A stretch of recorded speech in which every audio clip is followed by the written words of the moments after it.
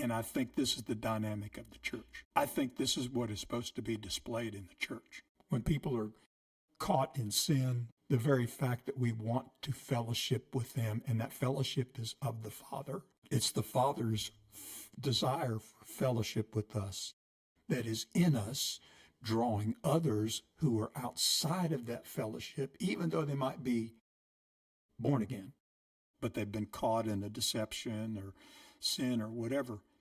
They, because they have the love of God constrained in them, they go and restore that person back in, if possible.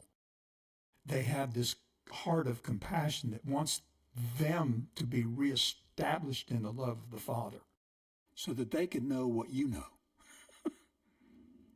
I think that's the true church. We're all expressing the pleasure of God, making the pleasure of God attractive to those that are outside of his fellowship, saying, this is what you could have. You're displaying this compassion and this love for people who have fallen, even who have people who have been in the church and they've fallen away. It's you reestablish them.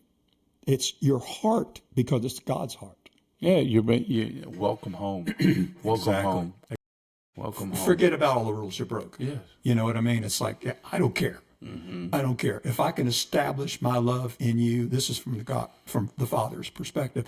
If I can reestablish my love in with you, I'll absorb all the other garbage. That's why I sent my son. And what a loving Father would do that. Nothing but a loving Father would do that.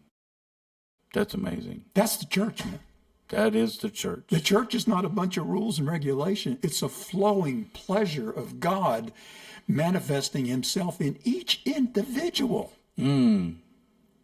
Because it's each individual. It's you personally being a conduit of the purposes and will and the flow of God. Me being the same thing. The other people that are in the church, quote, being the same thing. And that's what you were talking about, being of like mind. Whose mind is it? It's God's mind. God's mind.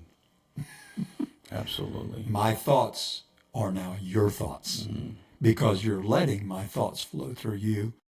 Change your way of thinking so that your thoughts become my thoughts. And when you think like me, you'll look exactly like Jesus. Oh, my goodness. Oh, my goodness. That is very profound, Bob. I do. Man, I tell you what. That's the church, man. That is the church. That's the church.